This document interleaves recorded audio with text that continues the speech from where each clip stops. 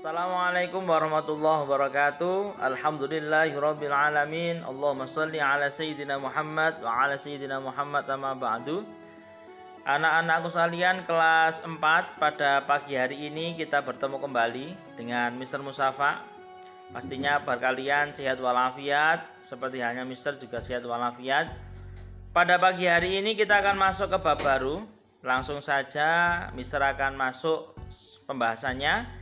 Pelajaran yang keempat, bersih itu sehat. Orang yang cinta kebersihan pasti dalam dirinya akan ada semacam kekuatan yang mana penyakit-penyakit tidak akan mudah menyerang kepada tubuh seorang tersebut. Karena apa? Karena dia menjaga kebersihan.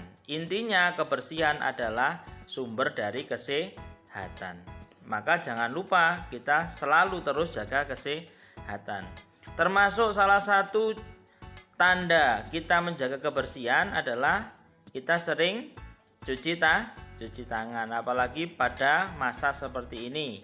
Itu sangat dianjurkan. Salah satu termasuk dari cinta kebersihan adalah cuci tangan sebelum melakukan sesuatu atau sesudah melakukan sesuatu. Karena apa? Karena tangan adalah perantara. Ketika kita makan, kita pakai tangan.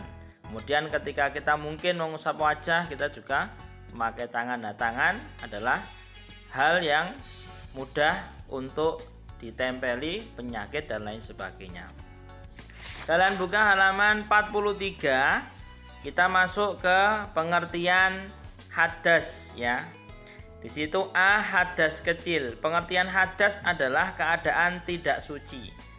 Bedanya apa Mister hadas dan najis? Kalau hadas itu adalah keadaan tidak suci, kalau najis adalah sesuatu yang tidak suci. Ini beda ya. Kalau hadas adalah hal yang terjadi pada diri kita. Kalau najis itu adalah bentuknya, bentuk daripada sesuatu. Hadas itu terbagi menjadi dua. Ini yang akan kita bahas adalah hadas kecil terlebih dahulu. Hadas kecil bisa disucikan itu dengan berwudu. Wudu adalah membasuh anggota badan tertentu dengan air yang suci, ya, air mutlak yang tidak tercampur oleh apapun. Tujuannya adalah menghilangkan hadas kecil sesuai dengan syarat dan rukun daripada kita akan melakukan ibadah. Mengenai cara berwudu, Allah berfirman dalam surah Al-Maidah ayat ke-6. Kalian buka halaman 44. Bismillahirrahmanirrahim. Ya ayyuhalladzina amanu idza qumtum ilas sholati faghsilu wujuhakum wa aydiyakum ilal marafiq wamsahu bi ru'usikum wa arjulakum ilal ka'bain. Artinya, wahai orang-orang yang beriman, apabila kamu hendak melaksanakan sholat, maka basuhlah wajahmu dan tanganmu sampai ke siku, dan sapulah kepalamu, dan basuh kedua kakimu sampai kedua mata kaki. Kemudian ada hadis Nabi Muhammad SAW an Abi Hurairah radhiyallahu an Nabi SAW qala la yaqbalullah sholata ahadikum idza ahdasa hatta yatawaddoa. Rawahu Bukhari. Dari Abu Hurairah, Nabi Muhammad SAW bersabda, Allah tidak menerima sholat seseorang di antara kalian jika berhadas hingga ia berwudu.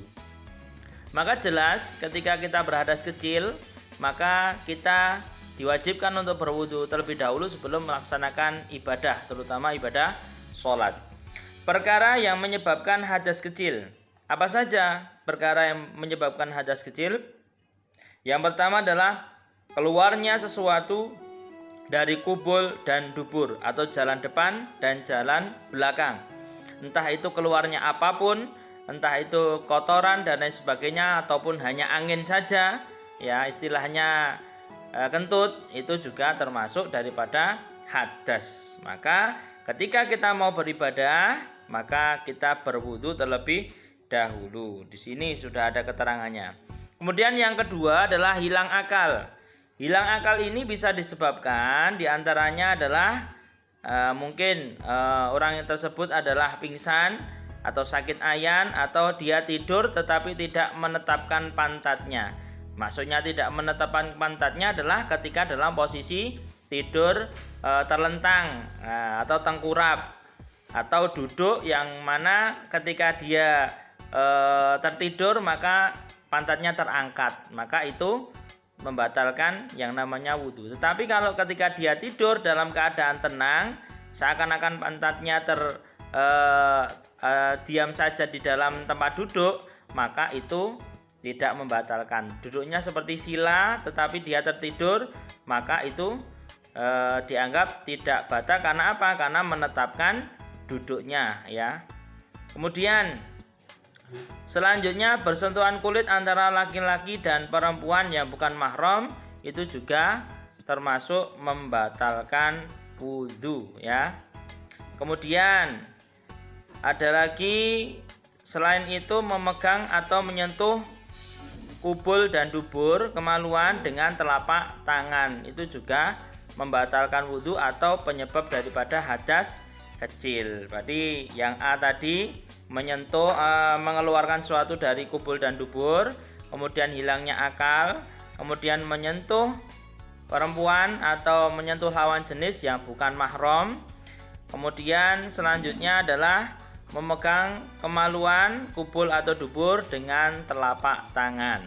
Itu hal-hal yang menyebabkan hadas kecil. Nah, ketika kita melakukan salah satu dari hal tersebut, maka wajib untuk wudhu dulu sebelum melaksanakan sholat. Selanjutnya halaman ke-46, ya. Tata cara bersuci dari hadas kecil. Di sini kalian lihat tata caranya adalah orang yang berhadas kecil disucikan dengan berwudhu. Berwudhu ketentuannya harus diperhatikan. Ketentuan tersebut adalah syarat-syarat wudhu, rukun wudhu, dan sunnah wudhu. Di sini syarat sah wudhu. Ketika kita ingin wudhu kita sah, maka syarat ini harus terpenuhi. Yang pertama, agama Islam. Kemudian mumayyiz, anak yang sudah bisa membedakan antara baik dan buruk. Memakai air suci yang mensucikan, tidak ada sesuatu yang menghalangi sampainya air ke kulit. Kalau mungkin kita habis main cat, kita mungkin tangannya kena dibersihkan terlebih dahulu. Agar apa? Agar air bisa masuk ke pori-pori. Kemudian rukun wudhu. Rukun wudhu yang pertama niat. Niatnya nawaitul wudhu'a lirafil hadasil asghari fardholillahi ta'ala. Niat dalam hati bahwasanya saya berniat wudhu untuk menghilangkan hadas kecil karena Allah Subhanahu wa ta'ala. Kemudian membasuh muka, ya. Basuh muka semuanya ini dibasuh mukanya. Dari mulai ujung rambut sampai dagu sini, kemudian dari batas telinga sampai batas telinga. Membasuh kedua tangan sampai siku, sikunya harus basah, ya. Jangan sampai sikunya tidak basah. Kemudian mengusap rambut, rambutnya diusap. Cukup tangannya dibasahi kemudian diusapkan, ya. Jangan kemudian kerannya dihidupkan, kepala kalian di bawah keran. Ya, ini nanti terlalu banyak airnya. Jadi cuma tangan dibasahi saja, diusapkan. Kemudian membasuh kaki sampai mata kaki, ya. Hanya sampai mata kaki batasnya, tapi kalau sampai lutut itu lebih bagus, tidak apa-apa. Kemudian yang terakhir adalah tertib, harus urut dari mulai awal sampai akhir. Jadi nggak boleh habis muka kemudian langsung kaki, tidak. Ya, habis muka, kemudian tangan, rambut, baru kaki, seperti itu. Ini rukunnya. Kemudian sunnah wudhu. Sunnah ini adalah pelengkap. Apabila dilakukan menambah pahala, bila tidak dilakukan wudhunya tetap sah, tapi kategorinya kurang sempurna. Yang pertama, membaca dua kalimat syahadat ketika berwudhu. Asyhadu an la ilaha illallah wa asyhadu anna muhammadar rasulullah. Kemudian baca ta'awudz dulu. A'udzubillahi minasyaitonirrajim. Bismillahirrahmanirrahim. Berkumur-kumur, bersiwak. Kalau tidak bersiwak ya gosok gigi juga tidak apa-apa, termasuk sunnah juga. Membersihkan lubang hidung, masukkan air ke hidung, namanya istinsak dan istinsyar. Nah, kemudian menyapu seluruh kepala, jadi kepalanya dibasahi keseluruhan, tidak diguyur, ya, tapi tangannya dibasahi kemudian diratakan ke seluruh rambut atau kepala. Kemudian sela-sela jari, ya, ketika wudhu jangan lupa seperti ini, ya, sela-sela jari tangan atau kaki di sela-selani agar apa? Airnya juga meresap. Mendahulukan yang kanan, ya, ketika membasuh tangan kanan dulu, kaki kanan dulu, seperti itu, ya. Telinga juga kanan dulu. Kemudian membasuh anggota wudhu 3 kali, ya, 3 kali termasuk sunnah. Jadi kanan dulu, kiri kanan kiri atau kanan kanan kanan kiri kiri terserah, yang penting 3 kali itu sunnah. Mengusap kedua telinga bagian luar dan dalam seperti ini, kalian masukkan jari kalian masuk ke sini, kemudian seperti itu, tangannya dibasahi dulu, habis itu dimasukkan ke telinga 1 2 3 4 ini seperti itu. Kemudian membaca doa setelah wudu. Asyhadu alla ilaha illallah wahdahu la syarikalah wa asyhadu anna Muhammadan abduhu wa rasuluh. Allahumma ja'alni minat tawwabina wa ja'alni minal mutatahhirina wa ja'alni min ibadikas sholihin. Amin. Nah, seperti itu ya.